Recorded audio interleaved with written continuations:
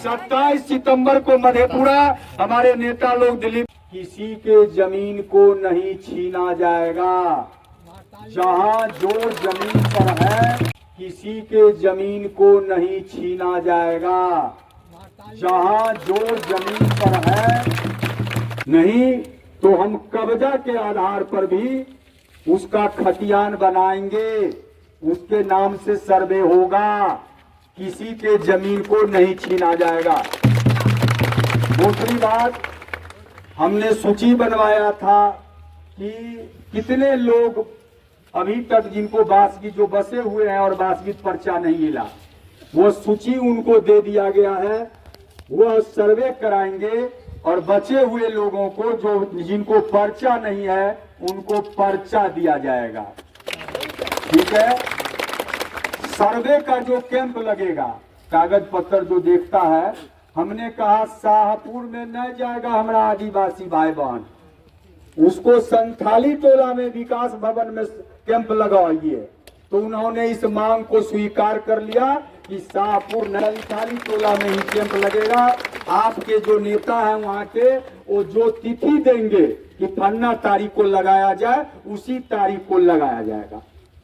अगर वो प्रयास हुआ तो हम लोग असहज हो जाएंगे, और हम लोग असहज होंगे तो निश्चित रूप से हमारी भी परेशानी बढ़ेगी और आपकी भी परेशानी बढ़ेगी। दूसरा मामला है उससे सरकार आवंटित करेगी तब आप दीजिएगा, लेकिन निश्चित रूप से हमारी मांग ऊपर तक जाए, सभी लोगों को प्रधानमंत्री आवास मिले।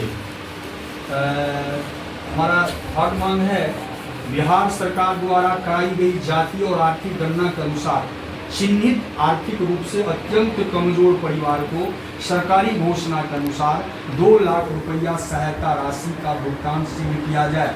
इसके लिए इन्हें 60,000 रुपया वार्षिक आय प्रमाण पत्र निर्गत किया जाए। सरकार नियम बनाई है, एक तो आप सर्वे करो, आपके पास सूची है, आपने जब आर्थिक गणना किया तो आपको चिन्हित कर लिया कि भाई कौन कौन अत्यंत आर्थिक रूप से कमजोर है। फिर ये आय प्रमाण पत्र की क्या जरूरत, आप सूची जारी कर दीजिए ब्लॉक बाय, क्या अत्यंत आर्थिक रूप से कमजोर परिवार कौन है। अब उससे आप मांग रहे हैं 60,000 रुपया का आय प्रमाण पत्र। सीओ साहब 60,000 रुपया का आय प्रमाण पत्र दे नहीं रहे हैं, ये कहते हैं ऊपर से निर्देश नहीं है। विभिन्न प्रखंडों का इनकी क्या स्थिति है पता नहीं, विभिन्न अंचलों में सीओ कहते हैं कि भाई हम 60,000 का आय प्रमाण पत्र नहीं देंगे। तब तो ये घोषणा छलावा है। सरकार ने जो घोषणा की 2 लाख रुपये सहायता राशि का, ये छलावा है।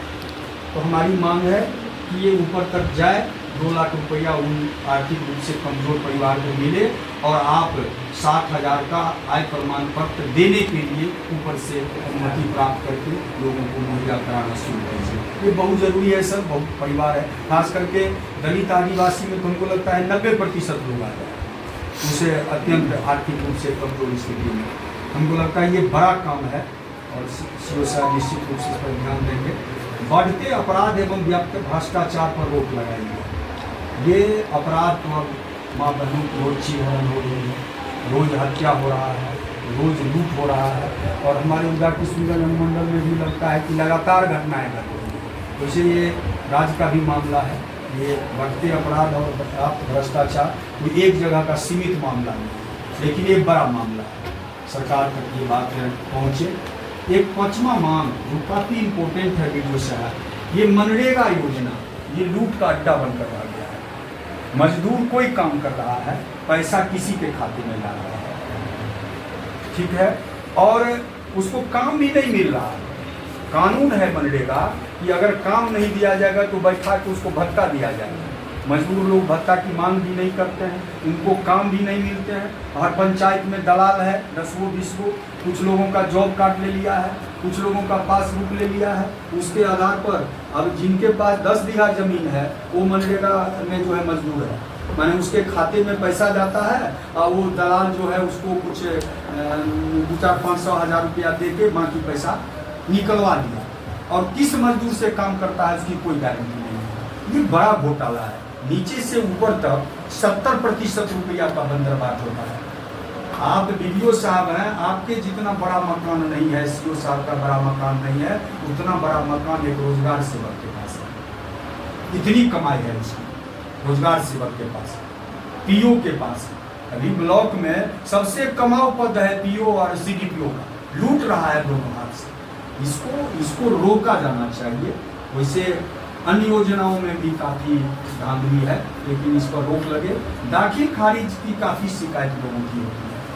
सीओ साहब इसको पारदर्शी बनाया जाए, और ये मुंशी परंपरा को अगर आप रोक दें, लगता है कि आप अभी नए पदाधिकारी में हैं, आपसे हमें उम्मीद है कि आप कुछ परिवर्तन करेंगे जो लोग झलके, और हम लोग दूसरे प्रखंड में भी इसकी चर्चा करें। एक कर्मचारी के पास 4-5 मुंशी रहता है, और वही मुंशी रुपया वसूल करता है, और रुपया वसूल करके दाखिल खारिज होता है। नहीं दाखिल खारिज हुआ तो उसमें कुछ न कुछ, लेकिन परंतु अटवट लग जाता है, परेशान किया जाता है।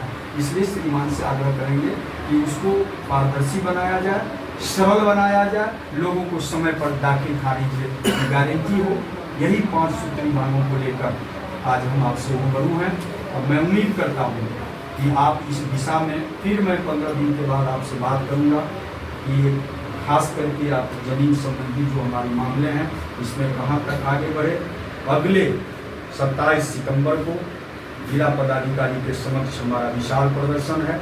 हम उस दिन एक आर पार की लड़ाई लड़ेंगे जिला प्रशासन से भी, लेकिन तब तक हम आपसे उम्मीद करते हैं कि आप इससे गरीबों के, दलितों के, आदिवासियों के पक्ष में काम करेंगे, कि हमें गोलपारा सीओ की चर्चा वहाँ ना करना पड़े, गोलपारा सीओ के खिलाफ हमें न बोलना पड़े। ये हमारी अपेक्षा है आपसे। इस दिशा में आप बढ़ेंगे तो हमको भी लगेगा कि कोई तो है इस समाज में कुछ कर रहा है। मैं आज अपने बड़े नेता से बात करके गाड़ी में आ रहा था कि रमन दास सब चोर नहीं है, सब बेईमान नहीं है। उसकी संख्या भले ही 5% हो, 3% हो, लेकिन आज भी समाज में कुछ ईमानदार और कुछ अच्छे पदाधिकारी हैं। मैं दर्जनों पदाधिकारी को जानता हूँ जो पूरी जिंदगी नौकरी किया, बड़े ऑफिसर रहा, लेकिन एक अच्छा मकान नहीं बना पाया, बेटी को बढ़िया से शादी नहीं कर पाया। ठीक है, हम ऐसे पदाधिकारी को भी देखा, और छोटा छोटा कर्मचारी को भी देखा है कि 5 मंजिला कैसे बन गया। इसलिए आज भी कुछ लोगों में चरित्र बचा हुआ है। इसलिए एक तराजू पर हम सबको ना तौलें, हम पहले उसको जांचें, परखें कि सही मायने में ये चोर है, बेईमान है, या अच्छा अधिकारी है, अच्छा आदमी है। और अच्छे आदमी का तारीफ करना चाहिए, उनकी प्रशंसा करनी चाहिए, जिससे उनका मनोबल ऊंचा होगा। कम से कम हम मान लीजिए कम्युनिस्ट पार्टी में काम करते हैं, बहुत लोग राजनीति करता है, ठेकेदारी करता है, दलाली करता है। हम लोग दिन रात गरीबों की सेवा करते हैं, 35 वर्ष 40 वर्ष से राजनीति कर रहे हैं। संजय भैया जैसे लोग अगर कहते हैं कि भाई आप नाज हैं गरीबों के, आप संघर्ष करते हैं, तो हौसला बुलंद होता है कि कुछ लोग तो हैं जो हमारे काम को टाइप कर रहे हैं। नहीं तो सबके सब अगर निंदा झोलटंगा है, दिन रात मुसहर चमार दुसाद को लेकर इनकलाब जिंदाबाद करते रहता है, तो मनोबल डाउन होता है। लगता है कौन गरीब का सेवा करेगा, क्यों करेगा निस्वार्थ। हम भी एमएलए करके कम्युनिस्ट पार्टी की राजनीति करते हैं, ठीक है ना।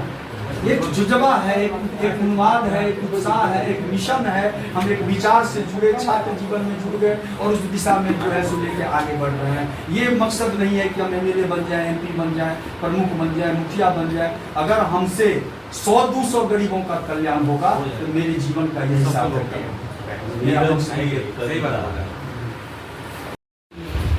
उनके पास अगर कोई नहीं है तो कोई बात नहीं, कोई दस्तावेज नहीं है तो वो लोग हम देखेंगे। अगर कुछ भी है जी, कोई भी पेपर है, मतलब कोई रसीद हो या कोई ऐसे लिख के दे दिया हो, बहुत इम्पोर्टेंट है वो। अभी भविष्य मंत्री, माननीय मुख्यमंत्री का ये घोषणा सुने होंगे आप कि कोई भी जमीन का कागज हो और दखल कब्जा हो तो उसका सर्वे होना है। सबसे बेस्ट है कि सर्वे में सब सदस्य हो गए, अपना अपना आवेदन देंगे। कोई भी सिर्फ लिख के कोई दे दिया हो कि हाँ हमने इसको लाने के लिए दिए, 60 साल से अगर है, उसी पेपर के आधार पर सर्वे के लिए आवेदन देंगे। और सर्वे में उसका अगर कायमी खतियान नहीं खोलता है, किसी को खोले दखल कब्जा, तो ये है हमारे स्तर से सबके पास नहीं, हम पहले ही बता दिया। जिसका नहीं है उसको भी नहीं घबराना है। क्यों नहीं घबराना है? क्योंकि दखल कब्जा है, पट्टा दखल कब्जा है, उसका भी खतियान में लास्ट में सिकनी खतियान होता है, बहुत इम्पोर्टेंट होता है जी। और हमारे स्तर से जो ये पट्टा वाली बात है, इस पर हम वरीय पदाधिकारी से बात करेंगे। सर ऐसे मामला आया है, सर्वे का बात करेंगे। दूसरी बात है कि भूमिहीनों का अभियान बसेरा के अंतर्गत सर्वे से अभी चल भी रही है। हम लोग काफ़ी प्रयासरत हैं कि इसमें मैक्सिमम लोगों को दे दें। हमारे यहाँ 472 लोगों का ही सर्वे हुआ है अभियान बसेरा 2 में, और इस बीच में बहुत सारा आवेदन आया कि हम भी भूमिहीन हैं, कम से कम हम लोग के पास 70 लोग ऐसा आया था, आप लोग भी आवेदन दे दीजिए। हमने राज्य स्तरीय मीटिंग में बताया कि सर भूमिहीन कुछ छूटा हुआ है, जो कर्मचारी एक पे जो सर्वे हो रहा था उसको अच्छा करवाया जाए ताकि हम और लोग को जोड़ सकें। तो उनका कहना है कि जितना पहले आप कार्य लिए उसको तो ज़मीन दीजिए, उसके बाद हम अभियान बसेरा फ्री लेके आएंगे, उसमें वो लोग को एड करना है। ये जो है सीओ साहब जो मैंने कहा संथाली टोला में 150 लोगों को जहाँ बसा हुआ है जमीन का अलग मामला लिस्ट जैसे आपका आ रहा है जी कि वो पर्चा है 150 लोग परिवार ऐसा है जिसको वास्तविक पर्चा नहीं है। उसका नाम हमको चाहिए, सूची चाहिए, उसका सर्वेक्षण कराकर हम सारा फाइल बना के फॉरवर्डिंग सूची मिल जाएगा ना। मैं तो सूची बनाने के लिए कहा था आपको, बना है, लेके आए हैं।